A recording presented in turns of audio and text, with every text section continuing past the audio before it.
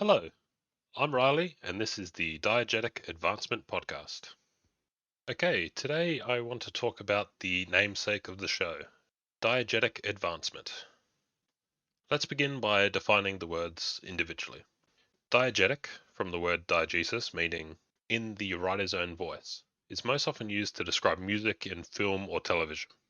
Diegetic music is that which is occurring in the context of the story and can be heard by the characters, whereas non-diegetic music is that which only the audience can hear.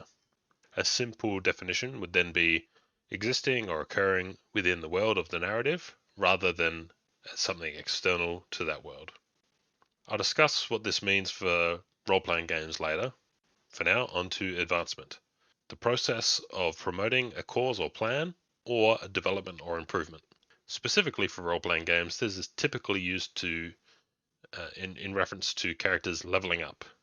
This can be abstract in a game like Traveller, or more concrete in a game like Dungeons and Dragons, where we actually have levels. Now, for combining them together, diegetic advancement is character improvement which occurs in the world of the narrative rather than outside it. I would argue all advancement, at least in Dungeons and Dragons, is diegetic, though perhaps it exists on a spectrum. I want to dive into some examples so that we can see what makes something more or less diegetic. But first, why should we care? I confess, I'm a gamist. I play role-playing games mainly for the joy of gaming, over other pursuits that one can have and get out of RPGs. So for the most part, I judge mechanics or systems in games on their merits as game mechanics. So I don't have an issue with hit points and armor class being abstractions for a game, rather than attempts at emulating reality. And if a player dies mid-session, their replacement just materializes with the remaining party, and players can use fire against trolls without the sin of metagaming. So, why should I care that advancement occurs in-world rather than outside it? Well, I said I'm a gamist, but that doesn't mean things like flavor, context, believability, or realism can't enhance the game. Would Monopoly be the same if the properties were just colors and not named? If Ticket to Ride had no trains? If the sushi weren't so damn cute in Sushi Go? Of course not. So, in my opinion, game comes first, but only game doesn't necessarily make a good one. Adding context and flavor can enhance the game and potentially add additional game elements. For example, training in AD&D is more realistic, sure, but it also ensures that the game time is passing, allowing for other game mechanics to come into effect. And context adds stakes. If you weren't playing as a character, would you feel the risk of combat? So, if you accept my argument that game is important and can be enhanced by context and believability, hopefully you can see why diegetic advancement can be beneficial. Part of the enjoyment of D&D, at least for me, is the risk and reward elements. Having context of a real character makes the risk elements of the game feel risky, and having advancement feel real makes the reward worth striving for. Okay, let's look at some systems to see what makes something more or less diegetic. Let's contrast early D&D, modern D&D, and new school D&D by looking at BX, 5th edition, and CAN. Let's look at 1. How you gain experience, 2. What do levels mean, and 3. What do you get when you advance? Okay, we'll start with CAN, because it's easy, because there is no experience, no levels, and therefore you don't advance, right? Well, like my earlier travel example, CAN has diegetic advancement by omission of advancement rules. Yes, I know you can get better in Traveller, and scars probably count in CAN. You get better from accumulating resources, wealth, magic items, influence like status and favors, and from things that happen to you if you lose an arm in the fiction or make a deal with an eldritch being. Now, I'm a big Into the Odd fan, but I don't think CAN has advancement which is more diegetic by omission. That would imply that all other systems lack what CAN has, which isn't true. So whilst I'm a big fan, I find myself wanting more. BX. How do you gain experience? Fighting monsters and getting treasure. You get experience from doing the things that you're meant to do in the game. So that makes sense. If you want to gain experience in carpentry, you do carpentry. So if you want to gain experience in dungeoneering or adventuring, you should dungeoneer and adventure. What do levels mean? Well, they're an abstraction of a character's power and status in the world, and this is demonstrated by class titles. A level 1 fighter is a veteran, and by level 3 they are a sword master. This implies levels exist in the world not only as an abstraction of their power. The existence of name level, where a class will often develop a stronghold and gain followers, reinforces this. However, there's not much mechanical support here. What if my fighter doesn't want a stronghold? Or is super secretive? Where do the followers come from? Now, what do you gain when you advance? Well, for fighters and thieves, they get better at the things they were likely doing, dungeoneering, fighting, and thieving. Most of the time, this will make sense. The activities they had to do to gain the experience are the activities that improve.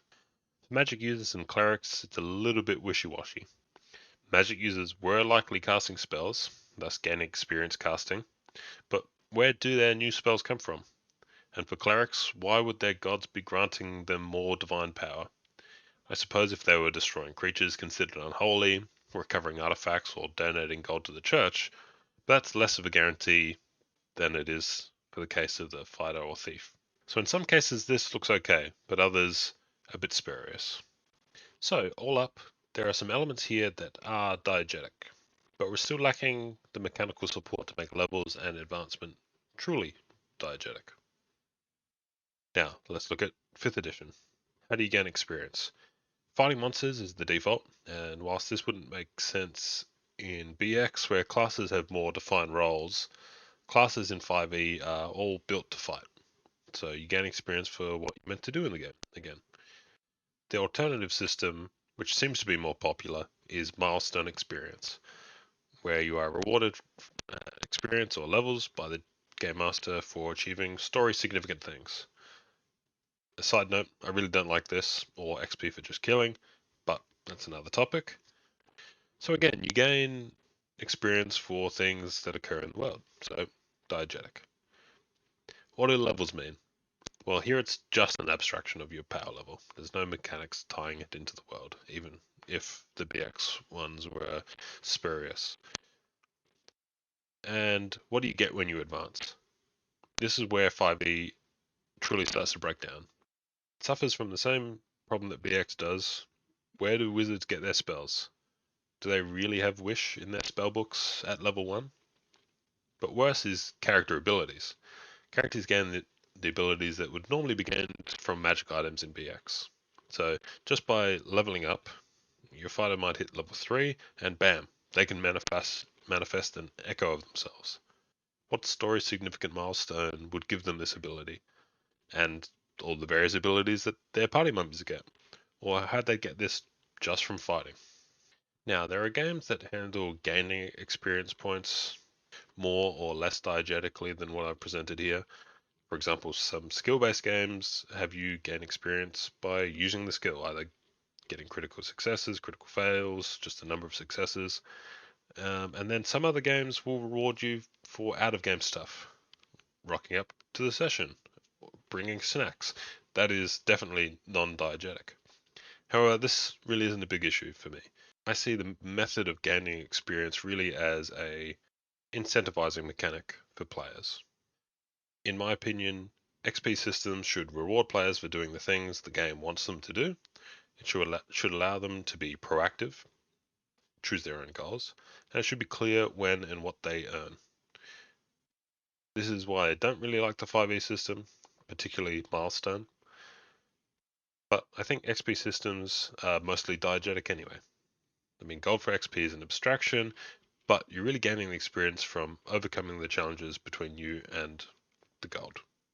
So instead, I want to focus my attention on the other two things. What do levels mean, and what do we gain when we advance? However, that will have to wait until next week, where I'll provide some examples of making these two things more diegetic, and show why that can make for a better game. If you have any thoughts on diegetic advancement, what games do it well, how it affects your enjoyment of the game, or anything else, please call in and share your thoughts. Details will be in the show notes. Okay, next up I want to talk about a product. This week from a recommendation from Sam, whose call in I played in last episode. Miniature Wargames, March 1997, a UK magazine, had a good article on Matrix gaming, and it's even in a fantasy setting. So, Sam was responding to a request for thoughts and advice on the wargaming campaign that I'm currently running.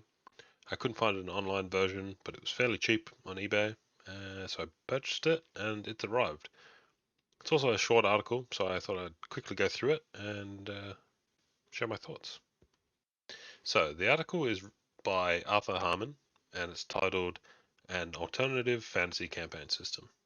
And it fairly succinctly summarizes what Matrix Gaming is and how you could use it in a fantasy campaign.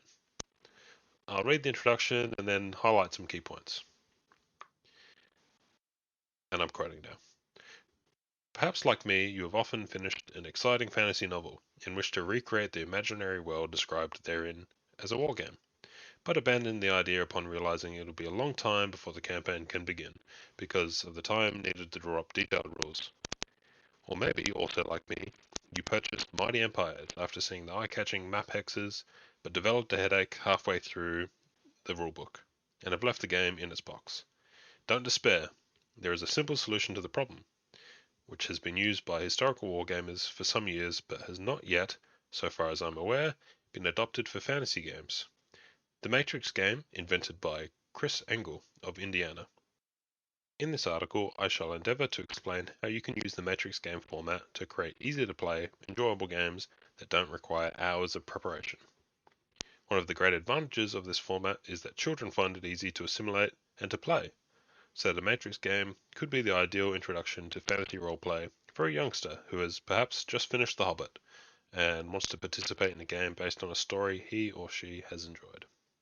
Okay, well, that sounds promising.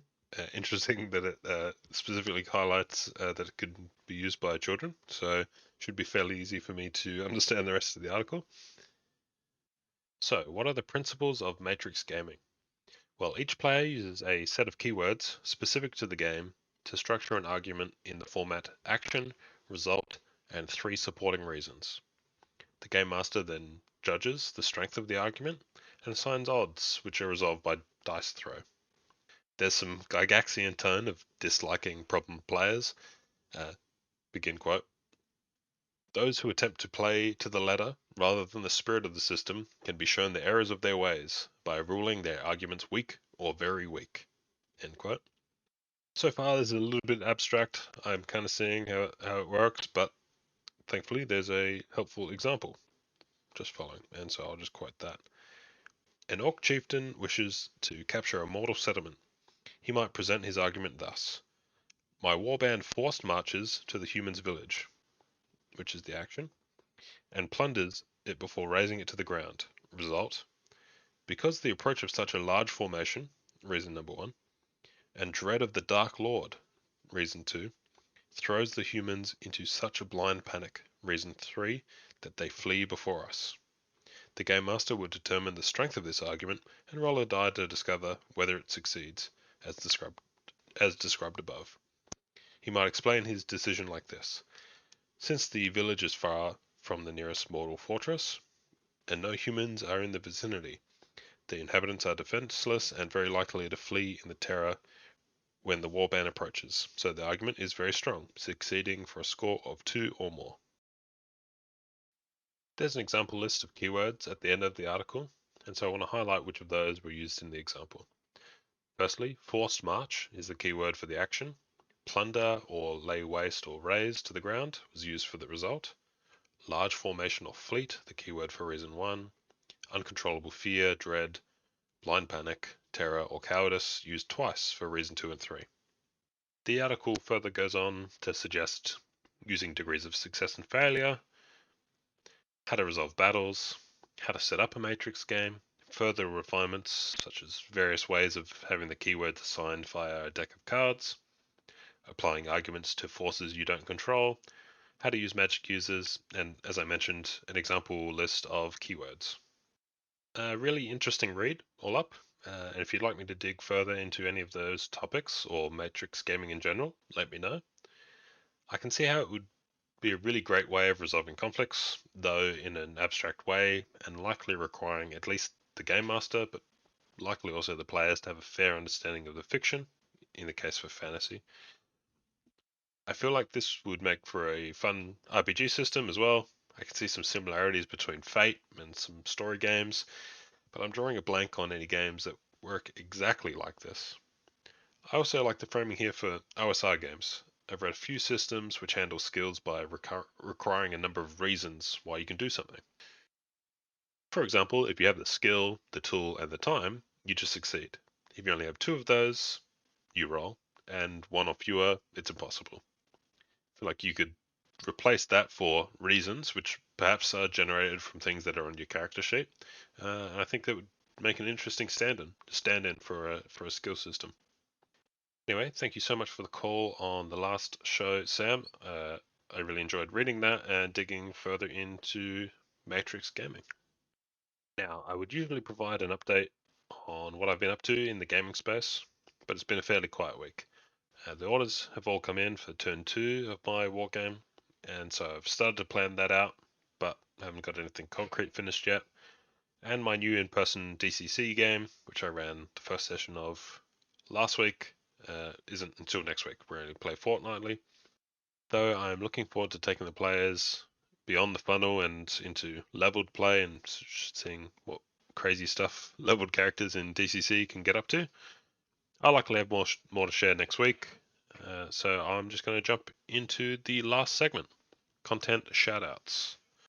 First up, we have Mirke the Meek pitching, running a call-in show based on the currently running anime Delicious in Dungeon.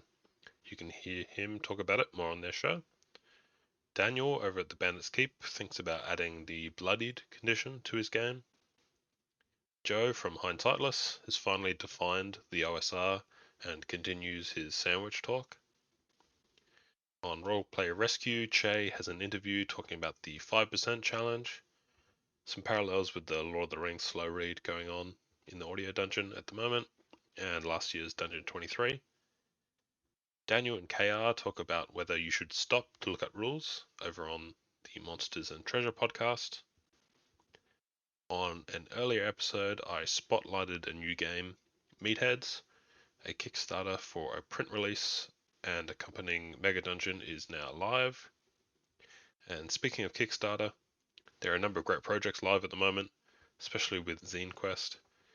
A YouTube channel I've been enjoying lately is RedMageGm. Typically they do flip-throughs of OSR products and share their thoughts, and the videos are pretty digestible. And finally, the Adventure Site contest that was running over on the Cold Light Press blog has finished, and the reviews for the submissions are coming in, so go check that out. Okay, that's it for this week. Next week, I'll continue the conversation on diegetic advancement by providing some examples of how we can improve the system and how that makes for better gameplay. I'll likely have some updates on my wargame and my DCC session as well. But that is it for today. If anyone is listening, I'd love to hear your feedback. You can reach me via Spotify, SpeakPipe, Discord, or email. Details, along with everything I've talked about today, are in the show notes. Thank you so much for listening. Bye for now.